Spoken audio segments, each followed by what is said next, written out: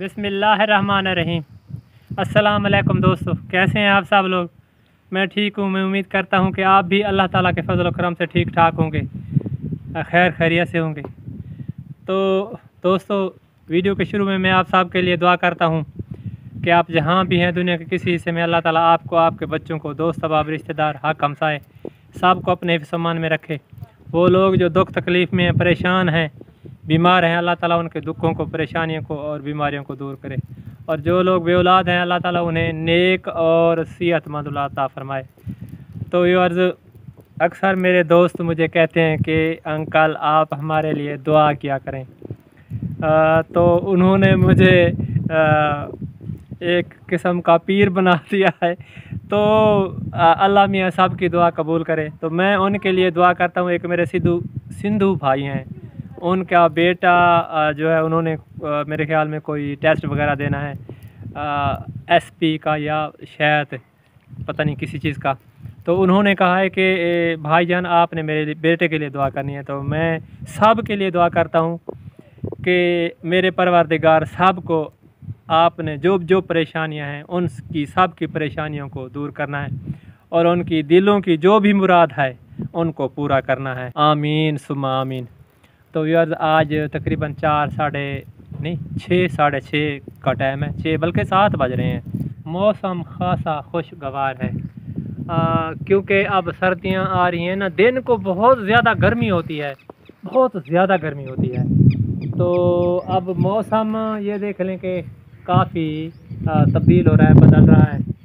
तो ठंडी हवा चल रही है देखें। तो आज बड़ी मुश्किल से ट्रैक्टर वाला आया था, हमने रूटर लगवाया, ये देखें। तो अब प्लाट बेहतरीन बन गया, इसमें अब लेज़र कराएंगे इंशाल्लाह। तो इतने दिनों के बाद मेहनत कर के बड़ी मुश्किल से कोई भी ट्रैक्टर वाला हो, जिनके पास ज़्यादा होती है वो तो भागे भागे चले जाते हैं, भी हमारे पैसे बन रहे हैं। तो थोड़े रकबे पे बड़ी मुश्किल से आते हैं। तो मैंने सोचा चलो ये घास की ज़मीन बनवा लें। अस्सलाम वालेकुम प्यारे व्यूअर, कैसे हैं आप। मैं ठीक हूँ। मैं उम्मीद करती हूँ आप जहाँ कहीं भी होंगे अल्लाह ताला आपको खुश रखे। आज आलू की सब्जी बना रहे हैं। आलू की सब्जी आज तो ये भी खाने पड़ते हैं। 5वां दिन है, आलू खड़े हैं, मुझे समझ नहीं आती। आपके अंकल तो नहीं खाते ना, हम तो खाते हैं। तो 5वां दिन है, अब सिर्फ आलू ही पक रहे हैं। मुझे कोई समझ नहीं आ रही कि क्या करें। वो पिछली दफ़ा हमने पालक पकाई थी तो वो मज़ा आया था। तो तीसरा दिन है, अब आलू ही पक रहे हैं। क्या करें, आलू भी महंगे हैं और जो पालक है वो भी महंगी है। आज सारा दिन काम करते रहे। हाँ, तो बेगम से सारा काम किया है हमने। तो आज आपके अंकल ने भी बहुत काम किया है आज। तो वो ट्रैक्टर वाला आया था ना, तो उसके साथ कोई जड़ी बूटियाँ और ये वो उठानी पड़ गई क्योंकि सारा माल इकट्ठा हुआ था। तो उसने रोटर लगाना था, तो काफ़ी परेशानी थी। तो जल्दी जल्दी काम करना पड़ा क्योंकि अचानक आ गया, पता ही नहीं चला कि अचानक आ गया। उनकी ट्रैक्टर खराब थी, पहले उनकी ट्रैक्टर खराब थी। तो घास इंशाल्लाह बीजते हैं आपकी दुआओं से।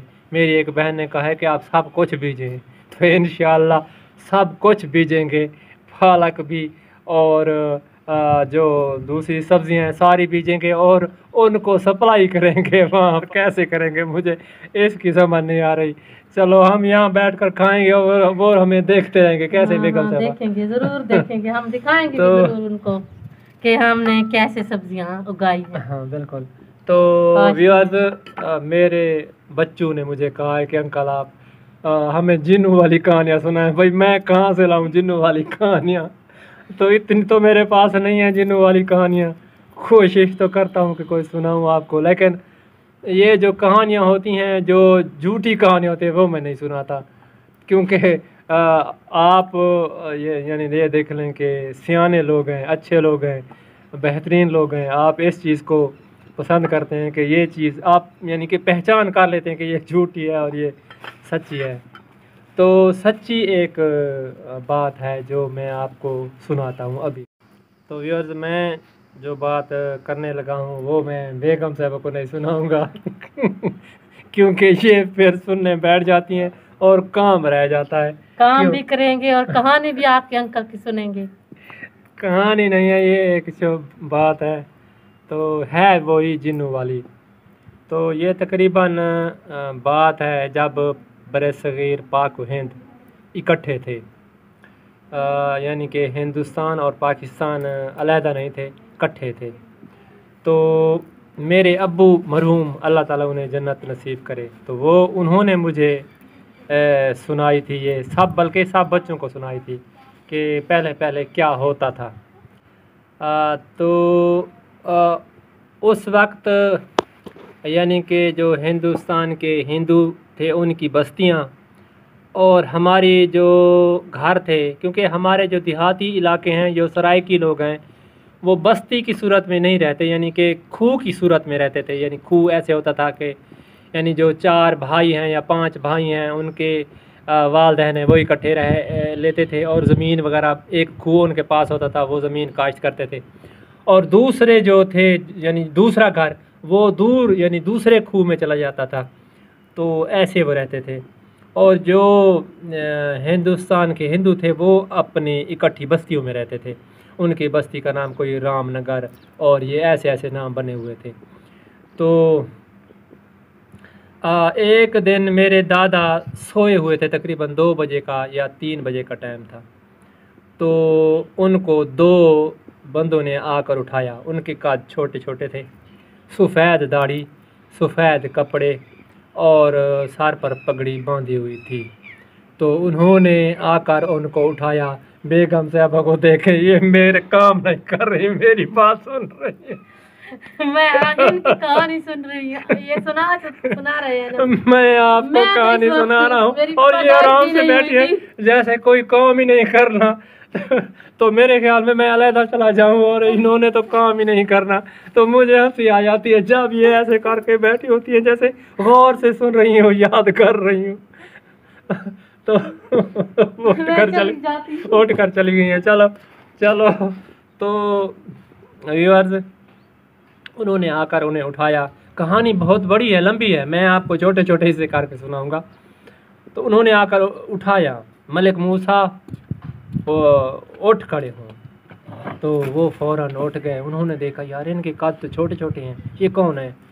तो मलिक जो मेरे दादा थे उन्होंने पूछा कि आप कौन हैं, कहाँ से आए हैं, क्या चाहते हैं।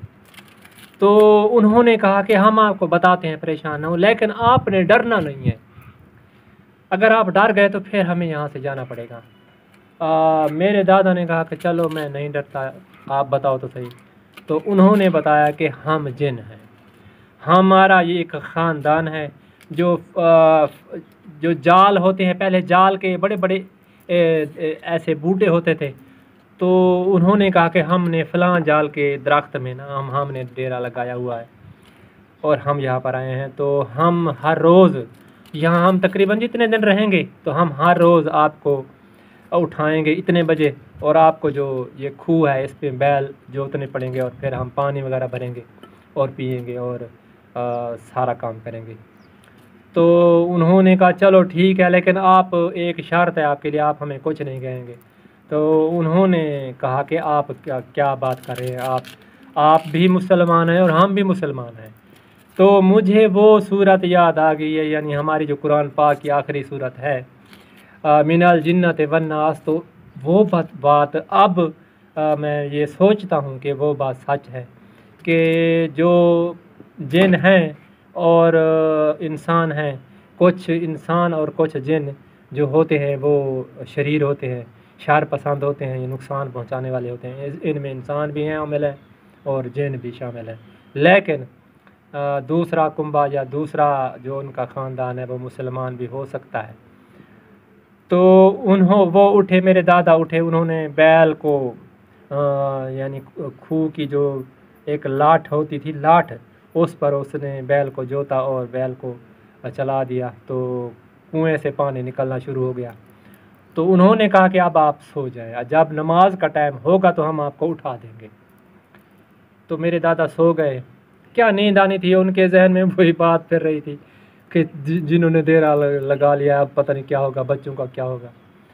तो तकरीबन 4 के करीब उन्होंने, जो हुई थे, वो दोबारा आए। उन्होंने उठाया कि फ़लाँ जो आपकी ज़मीन है उसका हमने, जो वो टुक्का होता है उसको हमने चेंज कर दिया है, तब्दील कर दिया, अब दूसरे हिस्से में पानी जा रहा है, तो अब आप नमाज पढ़ कर अपना पानी संभालें। हमने अपना काम कर लिया है। तो व्यूअर्स ऐसा सारा कुछ होता रहा। उन्होंने, मेरे दादा ने कहा कि मेरे घर वालों को पता नहीं चलना चाहिए। तो उन दोनों में से एक ने कहा कि पता तो चलेगा जब हम दावत करेंगे या हम कोई फंक्शन करेंगे, तो साफ बात है पता तो चल जाएगा। तो एक दिन ऐसा ही हुआ, सबको पता चलना था। तो मेरे जो दादा थे उन्होंने एक दावत की, यानी चावल पकाए, एक देग बनाई या 2 देगे बनाई। अच्छा, तो उन्होंने वो देगे बना कर ना अपने जो खूह थे, जो बंदे थे वो आए और वो खा के चले गए। अब उनको भूल गए, तो वो आकर लड़ने लग गए कि हम कहाँ जाएं, आपने हमें चावल दिए नहीं हैं, तो हम भी तो आपके साथ रहते हैं और रह रहे हैं, तो आपने हमें क्यों नहीं चावल दिए। तो वो दूसरे जो आवाज़ें आनी शुरू हुई, तो घर वालों ने पूछा भाई ये क्या माजरा है, ये कौन है, क्यों है। तो फिर दादा को सब कुछ बताना पड़ा कि ये हमारे साथ ये भी हैं जो लोग रह रहे हैं, आपको कुछ नहीं कहेंगे, आप परेशान ना हो। तो फिर दोबारा एक देग बनाई गई और उनको फिर तकसीम की गई। तो उन्होंने कहा जो भी आप दावत करेंगे फ़लाँ जगह पर आप रख दिया करें, हम उठा लिया करेंगे। तो इस तरह ये सिस्टम चलता रहा। कई दिन गुज़र गए। तो एक दिन ऐसा हुआ कि कुछ फ़कीर जो झोपड़ियाँ वाले होते हैं वो आए, और क्योंकि वो भी तो एक खूह से दूसरे खूह की तरफ जाते थे, क्योंकि अब तो शहर फिरते रहते हैं। वो एक खूह से दूसरे खूह की तरफ जाते थे भी, वहाँ से हम अब मांग कर अपना गुजारा करेंगे, फिर तीसरे खूह की तरफ चले जाएंगे। वो आ गए तो उन्होंने वहीं आकर डेरा लगा लिया, हालांकि उनको पता नहीं था भी ये यहाँ पर कोई चीज़ है, रह रही है। तो वहाँ पर उन्होंने डेरा लगा लिया। उनके साथ क्या हुआ यार, ये मैं आगे आपको बताऊंगा कि उनके साथ क्या हुआ। तो बेगम साहब मेहरबानी करें, आप कुछ ना कुछ बनाएं। आप तो बैठ गई हैं। ये कहानी ये देख लें कि झूठी नहीं है, ये कहानी सच्ची है, क्योंकि ऐसी कहानियाँ मन गढ़ंत नहीं होती। तो क्योंकि पहले ज़माने में ये अक्सर हुआ करता था। हाँ बिल्कुल, ये निज़ाम हुआ करता था। अब मेरे ख्याल में जो इंसान है जिन्नों से भी ज़्यादा वो हो गए, बेईमान हो गए, हर वक्त किसी न किसी काम में टांग अड़ाते रहते। तो फिर मेरे ख्याल में जो जिन थे उन्होंने यही अच्छा समझा है कि हम यहाँ से चल ही जाएं तो बेहतर है, तो वो कौकाफ में चले गए। तो शायद उनका सुना तो ऐसे है कि कौकाफ ये नहीं पता ज़मीन में है कहीं आसमान में है, कहाँ है उनका डेरा। एक कहानी और भी है जो बिल्कुल सच्ची है, वो उनको कौकाफ में जिन ले गए थे। तो वो भी मैं आपको इंशाल्लाह ज़रूर सुनाऊंगा। टाइम बहुत हमारे पास कम होता है, काम होता है, इसलिए तो यार आपने अपना ख्याल रखना है। मेरी जो बहनें हैं, मेरी बेटियां हैं, जो मेरे भाई हैं, मैं उनसे गुजारिश करना चाहती हूँ कि आप हमारे चैनल को ज़रूर सब्सक्राइब किया करें और हमारी वीडियो को ज़रूर लाइक किया करें और दूसरों के साथ ज़्यादा से ज़्यादा शेयर किया करें। पीर तो बना दिया है, अब पीर की खिदमत भी करनी है। कैसे? तो आपने मुझे पीर तो बना दिया, तो पीर की खिदमत भी करनी पड़ती है। ऐसा नहीं है कि फिर खाली पीर अपना दुआएं मांगता रहे और उसकी खिदमत ना की जाए। तो ये मजाक था व्यूअर्स। तो इंशाल्लाह अगली वीडियो तक हम दोबारा आपकी खिदमत में हाजिर होंगे और इस जो स्टोरी है इसको आगे बढ़ाएंगे इंशाल्लाह। आपने हमारी वीडियो को पूरा देखना, फिर आपको स्टोरी का पता चलेगा कि स्टोरी कहाँ तक ख़त्म होती है। तो आप खुश रहें, आप खुश हैं तो हम खुश हैं, आप हैं तो हमारा ये निज़ाम चल रहा है। अगर आप हमारा साथ छोड़ देंगे तो फिर हम कुछ भी नहीं। कैसे? हमारे साथ रहना है आपने। बिल्कुल। तो यार अगली वीडियो तक इंशाल्लाह दोबारा हाजिर होंगे, उस वक्त तक अल्लाह हाफिज़।